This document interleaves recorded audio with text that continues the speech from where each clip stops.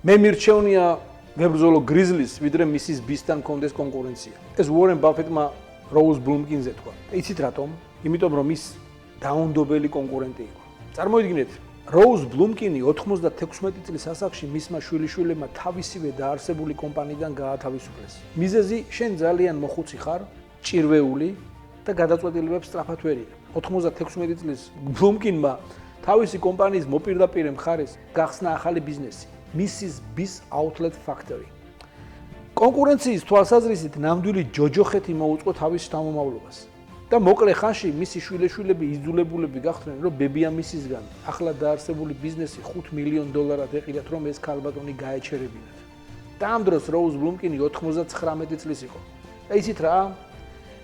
ღმერთმა დაგიფაროთ ესეთი კონკურენტისგან.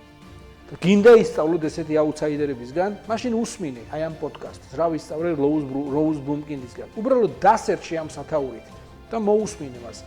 დამიჯერე შენი ძალიან ბევრ ამას ისწავლე.